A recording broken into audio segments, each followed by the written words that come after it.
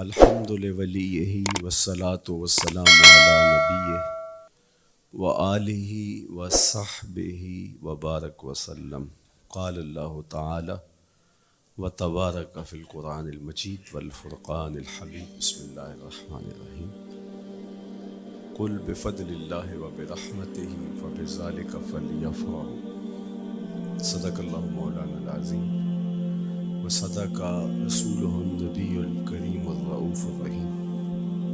اللہم نور قلوبنا بالقرآن وزین اخلاقنا بالقرآن وادخلنا الجنة بالقرآن ونجنا من النار بالقرآن۔ قال اللہ تعالی وتبارک فی شان حبیبہ مخبرا وآمرا ان اللہ وملائکتہ یصلون علی النبی یا ایہا الذین آمنوا صلوا علیہ وسلموا تسلیما۔ اللہم صلی علی سیدنا مولانا محمد معدن الجود والکرم صلاۃ و سلاما علیک یا سیدی یا رسول اللہ۔ حمد و تعریف و توصیف اللہ جل مجدہ الکریم کی ذات با برکات کے لیے، رسول رحمت شفیع معظم نبی محتشم حضور ختم المرتبت صلی اللہ علیہ وآلہ وسلم کے حضور ناز میں اپنی عقیدتوں، ارادتوں اور محبتوں کا خراج پیش کرنے کے بعد واجب الاحترام ذوی الاحتشام معزز و مکرم سامعین، خواتین و حضرات، السلام علیکم ورحمۃ اللہ وبرکاتہ۔ کتاب رحمت قرآن مجید میں اللہ جل شانہ نے ارشاد فرمایا، اے محبوب ارشاد کر دیجیے، فرما دیجیے، قل بفضل اللہ و برحمتہ، جب اللہ کا فضل اور اس کی رحمت ہو، فبذالک فلیفرحوا، تو انہیں چاہیے کہ اس فضل و رحمت کے حصول پر، اللہ جل شانہ کی اس کرم نوازی پر فرحت کا اظہار کرے، خوشی اور شادمانی کا اظہار کرے۔ ہوا خیر مما یجمعون، اور وہ جب فرحت کا اظہار کرتے ہوئے، خوشی کا اظہار کرتے ہوئے خرچ کرتے ہیں، تو وہ خرچ کرنا اس مال سے بہتر ہے جو وہ جمع کرتے ہیں۔ تو خوشیوں کا حصول اللہ جل شانہ کا شکر واجب کرتا ہے۔ جب کوئی بھی خوشی ملے تو ہمارے اوپر ضروری ہوتا ہے کہ ہم اللہ کا شکر ادا کریں۔ شکریہ ادا کرنے سے نعمتیں اور زیادہ ملتی ہیں، اور شکریہ ادا نہ کرنے سے نعمتوں سے محروم کر دیا جاتا ہے۔ اور یہ انسانی فطرت ہے کہ جب اسے کوئی سرشاری ملتی ہے، جب اسے کوئی نعمت، رحمت یا راحت پہنچتی ہے، تو وہ اس پر خوش ہوتا ہے۔ قرآن مجید میں ایک مقام پہ فرمایا، وَإِذَا أَذَقْنَا الْإِنسَانَ مِنَّا رَحْمَةً فَرِحَ بِهَا، جب انسان کو ہماری جانب سے کوئی رحمت ملتی ہے تو وہ اس پہ خوش ہو جاتا ہے۔ آپ ایک چھوٹے سے بچے کی گال سہلائیں، اس کو ٹافی دیں، اس کے سر پہ شفقت سے ہاتھ رکھیں تو اس کا چہرہ کھل کے گلاب ہو جاتا ہے۔ ٹھٹھرتے ہوئے ماحول میں کسی کو روک کے گرم چائے پلا دیں تو اس کی طبیعت میں سرشاری آ جائے گی اور وہ آپ کا شکر گزار رہے گا۔ تو یہ انسانی فطرت ہے، اس میں مسلمان ہونا بھی ضروری نہیں ہے کہ کسی بھی شخص کو آپ کوئی شے عطا کرتے ہیں، اسے کوئی خوشی دے دیتے ہیں تو وہ اس سے بہت زیادہ سرشار ہوتا ہے۔ رحمتم منا، جو لفظ قرآن نے بیان کی وہ ہے رحمتم منا، یعنی ہماری جانب سے اسے کوئی رحمت ملے۔ رحمتن نکرہ ہے یہاں، کوئی رحمت ملے، عام سی رحمت ملے، فرح بہا، تو اس رحمت کے ملنے پر وہ خوش ہو جاتا ہے۔ آپ کی اگر توجہ ہو تو رحمت ملنے پہ وہ خوش ہو جاتا ہے، اور اگر رحمت للعالمین مل جائے تو پھر اس کی خوشی کا عالم کیا ہو، پھر اس کی مسرت کی کیفیت کیا ہو۔ یہ بات ذہن میں رکھیے کہ حضور کی آمد پر مسرت کا اظہار کرنا، خوشی کا اظہار کرنا، اس میں تو کوئی اختلاف نہیں ہے۔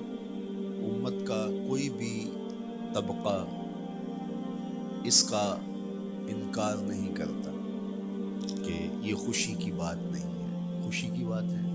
ہر دور میں اور ہر علاقے کے اپنے اظہار کے سلیقے ہوتے ہیں اور طریقے ہوتے ہیں، اگر وہ شریعت کے مزاج سے متصادم نہ ہو ان کو اختیار کرنے میں کوئی حرج نہیں ہے۔ پھر مرور زمانہ کے ساتھ بدلتے ہوئے تقاضے ہوتے ہیں۔ کسی زمانے میں تلواروں کے ساتھ، تیروں کے ساتھ لڑائی ہوتی تھی اور وہ جہاد اسلامی قرار پاتا تھا۔ آج کی لڑائی میزائلوں کے ساتھ اور ٹینکوں کے ساتھ ہے، اور یہ بھی جہاد اسلامی قرار پاتا ہے۔ کوئی کہے کہ تیر و تفنگ کو چھوڑ کے، نیزہ و بالا کو چھوڑ کے، شمشیروں کو چھوڑ کے یہ میزائلوں پہ آ جانا، یہ ٹینکوں پہ اور یہ جدید آلات حرب پہ آ جانا، یہ دانش مندی نہیں ہے، یہ سنت سے انحراف ہے۔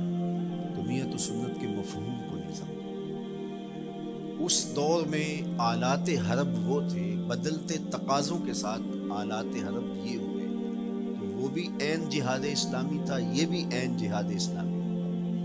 اسی طرح خوشی کے مختلف طریقے ہیں۔ کسی زمانے میں بالکل پرانے لوگ جانتے ہیں، جب کسی کے ہاں خوشی آتی تو وہ گڑ کی روڑیاں بانٹتا، یہ پرانا طریقہ۔ پھر اس کے بعد پتاشے بانٹنا شروع ہو گئے، پھر اس کے بعد وہ شکر پارے آ گئے، اس کے بعد پھر لڈو آ گئے، پھر موتی چور، اور پھر نہ جانے کیا کیا۔ لیکن روح ایک ہی ہے۔ جو گڑ بانٹنے سے مسرت کا اظہار تھا، وہی آج جدید جو ہمارے پاس مٹھائی کی اقسام ہیں ان کو بانٹنے سے بھی وہی مقصود ہے۔ کسی زمانے میں کسی کے ہاں بیٹا ہوتا تو وہ گھر کے دروازے پہ پتے باندھ دیے گئے۔ یہ اس دور کی جھنڈیاں تھیں، اظہار کے لیے کس گھر میں خوشی آئی ہے۔ تو آج کے دور میں تو ہمیں پتے باندھے ہوئے نہیں ملتے۔ آج گھروں کے اندر ولادت مبارک کے یا مختلف طرح کے غبارے لگا دیے جاتے ہیں یا جھنڈیاں لگا دی جاتی ہیں۔ تو مختلف بدلتے ہوئے ادوار میں وہ طریقے ضرور بدلے، لیکن جہاں تک مسرت کا اظہار ہے وہ روح بعین ہی ہر دور میں، ہر علاقے میں، ہر جو ہے وہ کلچر میں موجود ہے۔ کسی بھی خوشی پہ مسرت کا اظہار، مسرت اور سرور اور کیفیت کا اظہار، یہ انسانی زندگی ہے۔ اسلام ہمیں مسرتوں کے اظہار اور شکرانے کی صورت کے بہت سارے طریقے دیے، اس میں سے روزہ رکھنا بھی ہے۔ ان طریقوں میں سے ایک طریقہ نوافل ادا کر کے شکر کا اظہار کرنا بھی ہے۔ خیرات بانٹ کے، لوگوں کو کھانا کھلا کے مسرت کا اظہار کرنا ہے، لوگوں کو لباس پہنا کے مسرت کا اظہار کرنا ہے۔ اور اسی طرح دعوت ہے، مختلف مواقع پہ مختلف چیزیں ہیں۔ پیر کے دن حضور علیہ السلام روزہ رکھتے تھے۔ پوچھا حضور آپ پیر کے دن روزہ کیوں رکھتے ہیں؟ قال فیہ ولدت، کہا اس دن میں پیدا ہوا تھا۔ تو اپنی ولادت کا حضور دن پیر روزہ رکھ کے اللہ کے شکرانے میں دن گزارتے تھے۔ وہ حضور علیہ السلام کی زندگی کا ایک ایک لمحہ رب کے تشکر میں بسر ہوتا ہے، لیکن حضور نے اس کی وجہ بیان کر دی کہ میں اس دن کا روزہ خاص طور پہ اس لیے رکھتا ہوں، فیہ ولدت، اس دن میری ولادت ہوئی تھی۔ اللہ اکبر۔ تو حضور کی ولادت اللہ کی بہت بڑی نعمت، اور اس پر شکرانہ خود میرے حضور نے ادا کیا ہے۔ علماء نے لکھا ہے کہ حضور کی ولادت کی خوشی یہ اللہ کی رضا کا سبب اور ذریعہ ہے۔ آپ نے سنا علماء سے کہ دین کا سب سے بڑا دشمن جس کا نام لے کے مذمت کی گئی وہ ابو لہب ہے۔ پورے قرآن میں کسی اور کافر کا ابو جہل کا نام بھی نہیں، عتبہ عتیبہ اور امیہ کا نام بھی نہیں ہے، لیکن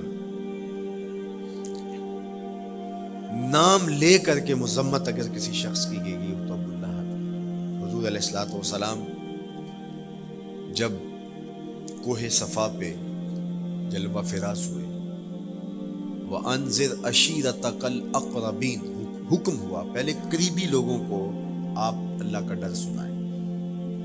تو حضور علیہ السلام نے قریبی لوگوں میں محنت کی، تو قریش کو، صنادید قریش کو، بنو ہاشم کو بلایا اور بلا کہ حضور نے ایک بات کی کوہ صفا پہ کہ اگر میں تمہیں کہوں اس پہاڑ کی دوسری جانب سے ایک لشکر آ رہا ہے جو تمہیں کچل دے گا تو کیا میری بات مان لو گے؟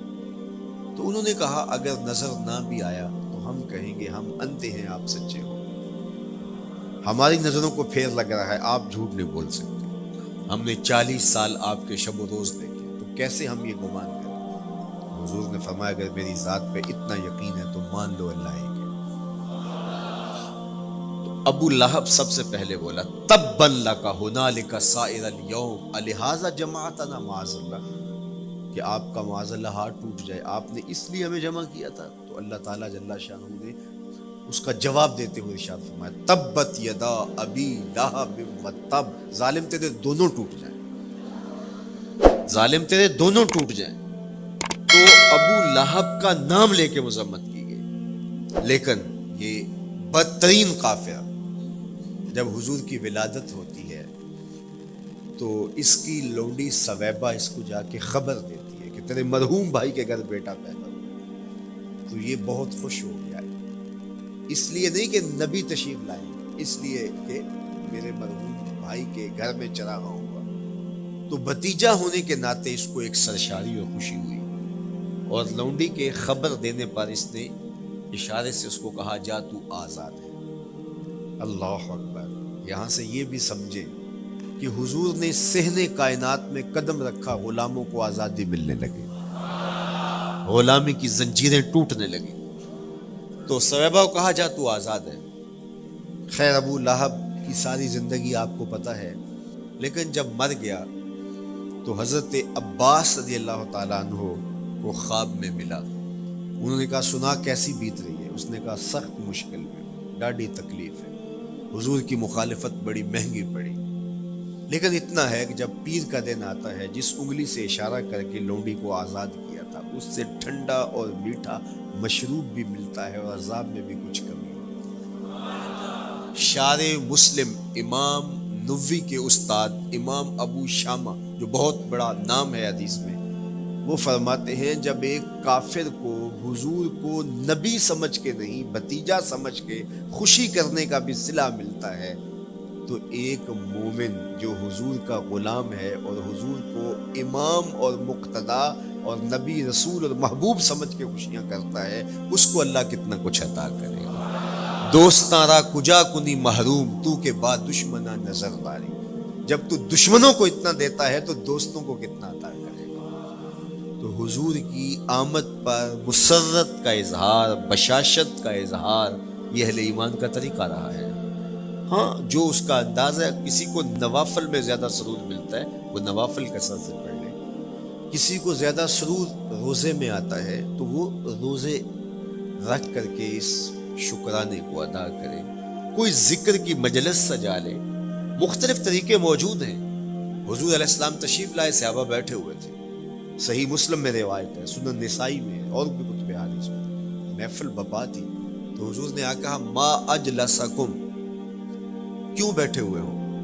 تو جو انہوں نے جواب دیا وہ سنیے، جلسنا نذکر اللہ ونحمدہ علی ما ہدانا لدینہ ومن علینا بکا، حضور ہمارے بیٹھنے کا مقصود یہ ہے کہ ہم اللہ کا شکر ادا کر رہے ہیں اس بات پر کہ اس نے ہمیں ہدایت دین عطا کی، ومن علینا بکا، اور آپ کی صورت میں ہمارے اوپر احسان کیا، ہمیں آپ عطا ہوئے، اس پر اللہ کا شکر ادا کرنے کی مجلس سجائے بیٹھے۔ اب بات تو سادہ سی تھی، لیکن میرے حضور نے ان سے کہا کیا تم اس بات پہ قسم دے سکتے ہو کہ اسی لیے بیٹھے ہو؟ تو انہوں نے کہا جی ہم قسم دیتے ہیں، ہم اسی لیے بیٹھے۔ وہ میں اٹھاؤ قسم۔ تو صحابہ نے باقاعدہ قسم دی، ہم قسم اٹھاتے ہیں، ہمارے بیٹھنے کا مقصد یہ ہے کہ اللہ کا شکر ادا کر رہے ہیں اور آپ کی صورت میں جو انعام خداوندی ملا ہے اس پر اللہ تعالیٰ کا شکریہ ادا کر رہے ہیں۔ حضور نے باقاعدہ ان سے قسم لی اور انہوں نے باقاعدہ قسم دی۔ اب صحابہ کو حیرت تو تھی کہ یہ موقع قسم کا تو نہیں تھا، لیکن حضور نے قسم لی ہے، کیوں؟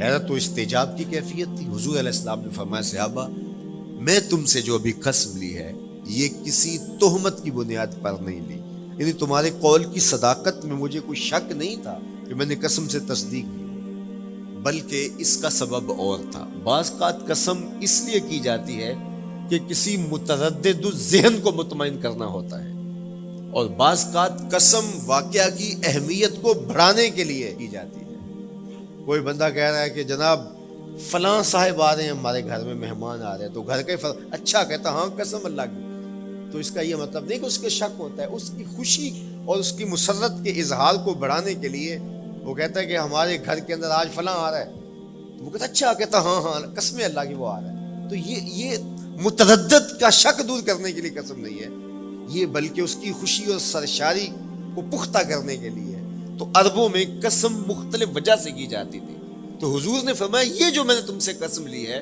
یہ کسی تہمت کی بنیاد پہ نہیں لی، بلکہ اس قسم کا سبب کیا ہے سنو۔ پھر حضور نے خود بتایا، فرمایا تم یہاں بیٹھے تھے، میں حجرے میں بیٹھا تھا، اتانی جبریل علیہ السلام، میرے پاس جبریل امین حاضر خدمت ہوئے، فاخبرنی ان اللہ یباہی بکم الملائکہ، تو مجھے انہوں نے خبر دی ہے، محبوب ذرا باہر تو نکل کے دیکھو، صحابہ تمہارے اس عمل پر اللہ فرشتوں میں ناز کر رہا ہے، اللہ فرشتوں میں فخر کر رہا ہے کہ دیکھو میں نے ان کو نعمت دی، کتنے قدردان نکلے، اس نعمت کا شکرانہ ادا کر رہے ہیں۔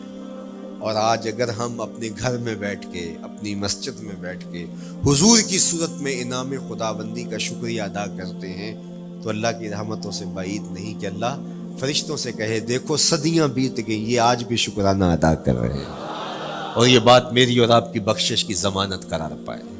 تو حضور کی صورت میں جو انعام ہوا، حضرت حسان بن ثابت اکثر کہا کرتے تھے منا علینا ربنا ام بعث فینا محمدا، ہمارے رب نے ہمارے اوپر احسان کر دیا ہے کہ محمد عربی عطا کر دیے۔ ساری زندگی سجدے میں سر رکھ کے شکر ادا کرتے رہیں، حق شکر پھر بھی ادا نہ ہو۔ میں تو کہا کرتا ہوں ہمارے بدن پہ اتنے بال نہیں ہیں جتنے رسول اللہ کے احسانات ہیں، ہمارا بال بال قرض رسالت میں جکڑا ہوا ہے، ساری زندگی ان کے گیت گائیں۔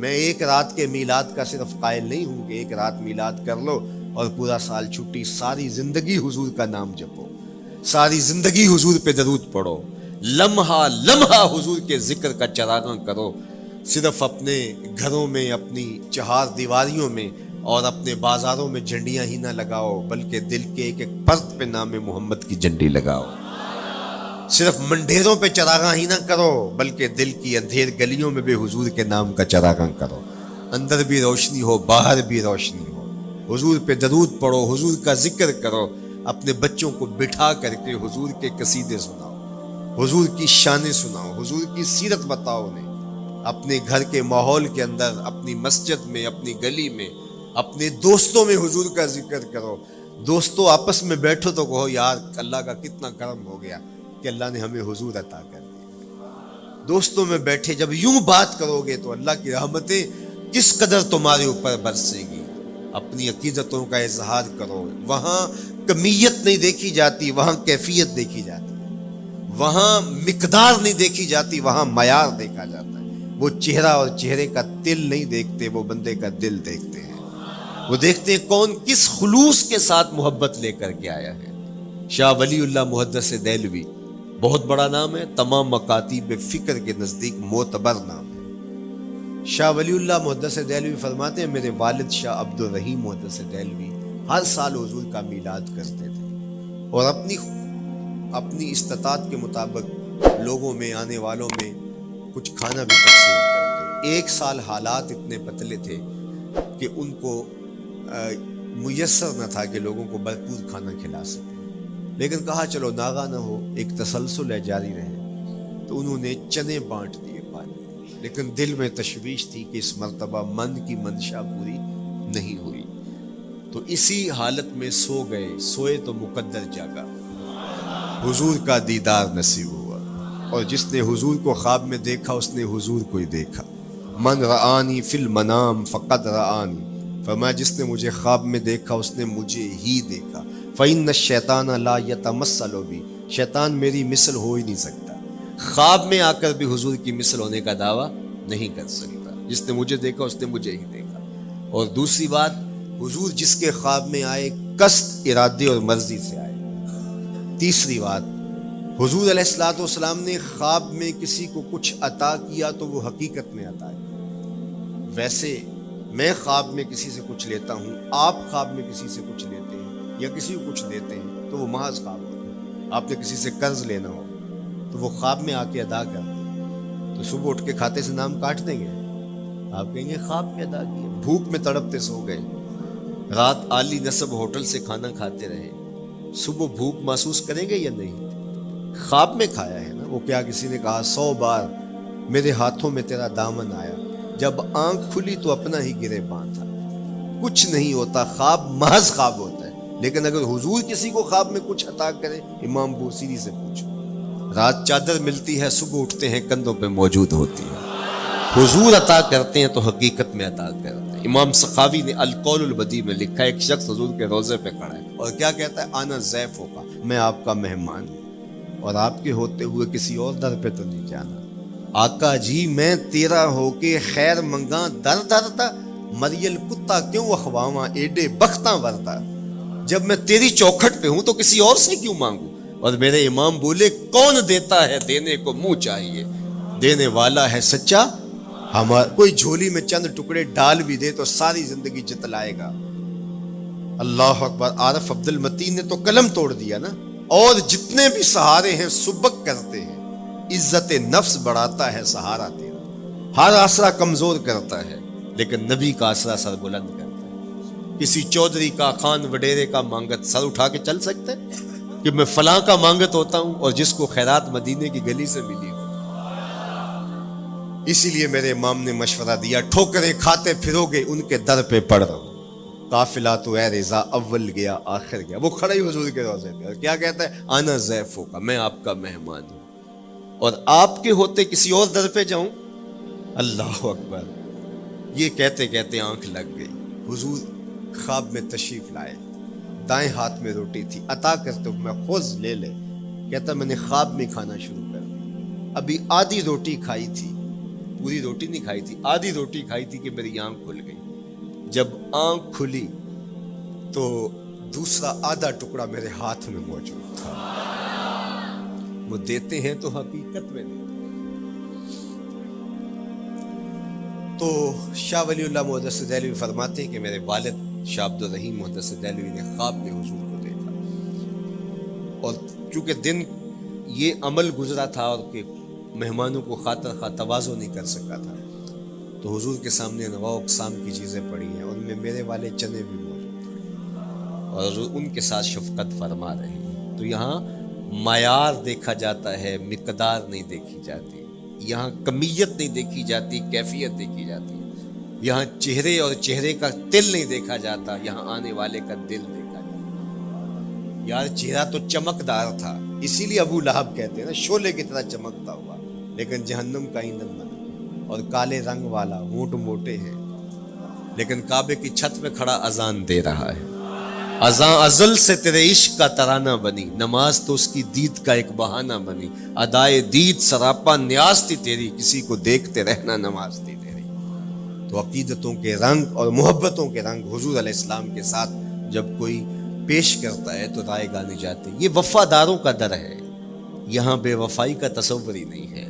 وہ ہاتھ پکڑتے ہیں تو پھر چھوڑتے نہیں ہیں، اس لیے ان سے محبت کا ربط قائم کیجیے، اپنی اولادوں کو حضور کا پیار سکھائیے، اپنے گھروں میں میلاد کیجیے۔ لازم نہیں ہے کسی عالم دین کو بلاؤ، آپ اپنے گھروں میں حضور علیہ السلام پر درود پڑھیے گا، بچوں کو بٹھائیے گا اور حضور کی سیرت کا کوئی واقعہ ان کو سنائیے گا۔ صحابہ اپنے بچوں کو بٹھا کر کے حضور کی سیرت بتایا کرتے تھے، حضور کا نقشہ بتایا کرتے تھے، حضور کے شمائل ذکر کیا کرتے تھے۔ اور کوئی صحابی ملتا تو تابعین جمع ہو جایا کرتے تھے اور اسے پوچھتے تھے اچھا بتاؤ حضور کی صورت کیسی تھی، زلفیں کیسی تھی۔ یہی میلاد ہے نا، میلاد میں حضور کے فضائل کا ذکر ہوتا ہے، شمائل کا ذکر ہوتا ہے، خصائل کا ذکر ہوتا ہے، اور موسم حج کا ہے۔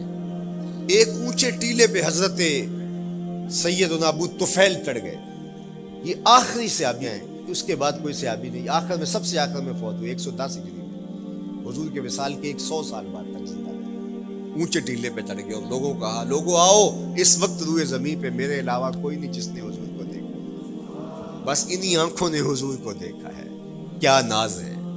میرے ایک استاد ہوتے تھے سر محمد علی حاشر، اللہ ان کی قبر پہ رحمت نازل کرے، تو وہ بڑے بڑے مشاہیر اہل سخن سے ملے تھے تو وہ بات کرتے تھے۔ میں مولانا ظفر علی خان کا مصاحب رہا ہوں، میں نے اقبال کو دیکھا ہے، داغ دلوی نے اپنے شاگردوں سے کہا تھا آنے والی صدیاں تم پہ ناز کریں گی، اے لوگوں تم نے داغ کو دیکھا، تم نے داغ سے باتیں کی۔ یار جس نے داغ دلوی کو دیکھا ہے وہ تو ناز کرے، جس نے اقبال کو دیکھا ہے وہ تو فخر کرے، جو مشاہیر اہل سخن کے پاس بیٹھتا رہا ہے وہ تو فخر کرے، اور جس کی آنکھوں نے جمال محمد عربی دیکھا ہے وہ اپنے مقدر پہ ناز کیوں نہ کرے۔ تو کہا لوگوں آؤ، اس وقت روئے زمین پہ میرے علاوہ کوئی نہیں جس نے حضور کو دیکھا ہو، آؤ مجھ سے حضور کی باتیں سنو۔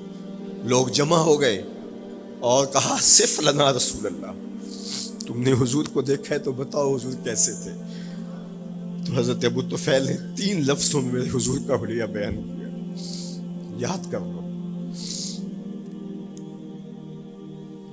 حضرت ابو طفیل نے کہا کان رسول اللہ صلی اللہ علیہ وسلم ابیض ملیحا مقصدا، ایک تو چٹے رنگ کے تھے، ایک تو حضور کا رنگ گورا تھا، دوسری بات ملیحا حضور کا حسن نمکین تھا، اور تیسرا مقصدا حضور متوازن تھے، نہ قد لمبا نہ قد پست، سوا صدر والبطن سینہ اور پیٹ برابر، لیسا بالطویل الممغط ولا بالکثیر المتردد، نہ پست کے عجیب دکھائی دیں نہ اتنے لمبے کے عجیب لگے بلکہ درمیانہ قد، لیکن اذا جامع القوم غامرہم، سن لو حضور کا قد تو درمیانہ تھا لیکن جب لوگوں کے درمیان چلتے حضور کے کندھے لوگوں کے سروں سے اونچے دکھائی دیتے۔ یہ اللہ نے شان دیا، مکھ چند بدر شاہ شانی، متھے چمک دی لاٹ، کالی زلف تے اکھ مستانی،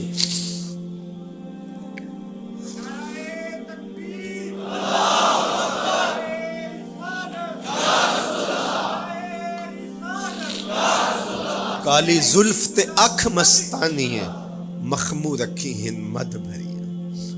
میں آپ کو مدینے کی گلی میں لے جانا چاہتا تھا کہ حضور علیہ السلام کی جب آمد ہوئی تو اہل مدینہ نے کس طرح جلوس نکالا، وہ عقیدتوں کے کیا رنگ تھے، لیکن وقت سمٹ گیا۔ لیکن اتنا سن لو کہ جب حضور تشریف لائے تو جنوبی سمت سے حضور آئے تھے، جب انہوں نے دیکھا نا تو اچانک ودا کے پہاڑوں کی اوٹ سے حضور دکھائی دیے، تو سیاہ پہاڑ ہیں تو ان سے جب حضور کا چمکتا ہوا چہرہ دکھا نا تو بے ساختہ انہوں نے کہا طلع البدر علینا، وہ دیکھو چاند چڑھ گیا ہے، طلع البدر علینا، وہ دیکھو چاند چڑھ گیا۔ یہ شاعری خود بخود ہوتی ہے، خود بخود ترتیب، ایک ہوتی ہے آورد، ایک ہوتی ہے آمد، یہ آمد ہے، طلع البدر، وہ دیکھو چاند چڑھ گیا۔ من سنیات الوداع وجب الشکر علینا، مورخ اسلام فی جالندری نقشہ کہتے ہیں جنوبی سمت سے اٹھا ایک نوری غبار آخر، جنوبی سمت سے اٹھا ایک نوری غبار آخر، سواد شہر میں داخل ہوا ناکا سوار آخر، زبان پر اشرق البدر علینا کی صدائیں تھیں، دلوں میں ما دعا للہ دائی کی دعائیں تھیں، نبوت کی سواری جس طرف سے ہو کے جاتی تھی، درود و نعت کے نغمات کی آواز آتی تھی، کہیں معصوم ننھی بچیاں تھیں دف بجاتی تھی، رسول پاک کی جانب اشارے کر کے گاتی تھی، اور کہتی کیا تھی، ہم ہیں بچیاں نجار کے عالی گھرانے کی، خوشی ہے آمنہ کے لال کے تشریف لانا، خوشی ہے آمنہ کے لال کے، عجیب رنگ بکھرے ہوئے تھے۔ حضور نے جب بچیوں کو دیکھا تو تو فرمایا تم مجھ سے محبت کرتی ہو؟ انہوں نے کہا ہم دل و جان سے آپ سے پیار کرتی ہیں۔ تو حضور نے فرمایا واللہ انا احبکن، اللہ کی قسم میں بھی تم سے پیار کرتا ہوں، میں بھی تم سے پیار کرتا ہوں۔ لوگ گھروں کو سجائے بیٹھے، ہلم الینا یا رسول اللہ الی العدد والعدۃ والمنع، حضور آ جاؤ نا، آ جاؤ، ہمارے پاس اسلحے بھی ہیں، کسی نے حملہ کیا توڑ کے رکھ دیں گے، ہمارے بڑے بڑے گھر ہیں، مہمان آئے سنبھال لیں گے، رک جاؤ نا ہمارے گھر۔ اب اتنے چاہنے والے ہوں تو کس کو پذیرائی دیں؟ حضور اونٹنی کی مہار گردن پہ ڈالتے، فرماتے خلو سبیلہا ناقتی معمورۃ من اللہ، اس کی راہیں چھوڑ دو، یہ اللہ کے حکم کی پابند ہے۔ کہتے لوگوں نے اونٹنی کو چارہ دکھانا شروع کر دیا کہ چلو اونٹنی بیٹھ جائے، اللہ اکبر، پانی ہڑا نو لوڑ کی راہ براندی، پہنچے آپ دریار سرکار یارا۔ یار جب محبت پیدا ہوتی ہے یار منانے کے ڈھنگ بھی سیکھ لیے جاتے ہیں، محبت بتا دیتی ہے محبوب کو کیسے منانا ہے، لیکن حضور فرماتے خلو سبیلہ ناقتی معمور، راہیں چھوڑ دو، میری اونٹنی اللہ کے حکم کی پابند ہے، یہ سبز چاروں کے لالچ میں آنے والی نہیں ہے، چھوڑو چھوڑو اس کا راستہ۔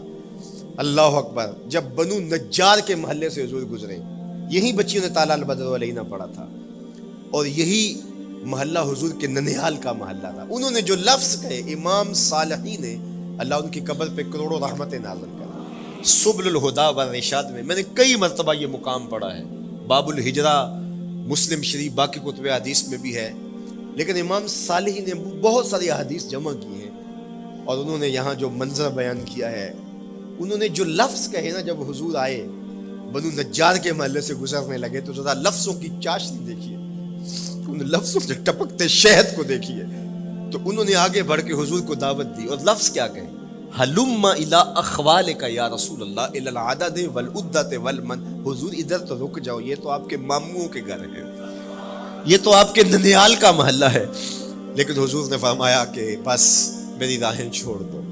پھر اونٹنی جا کے کہاں بیٹھی، نیویاں دا پرونا ہے میرا نبی، کوٹھیاں تے چڑھے ویخ دے رہ گئے، سہل اور سہیل دو یتیم بچے تھے، اور ان کی خالی جگہ پڑی تھی، جا کے اونٹنی وہاں بیٹھ گئی، اٹھایا گیا پھر بیٹھ گئی، قریب ترین مکان حضرت ابو ایوب انصاری کا تھا، دوڑے آئے سامان اتارنے لگے، کہا حضور اونٹنی کو اب نہ اٹھاؤ، اب تو میرے بخت جاگ پڑے۔ پھر ان کی کیفیت کیا تھی، امروز شاہ شاہاں مہمان شدست و مارا، امروز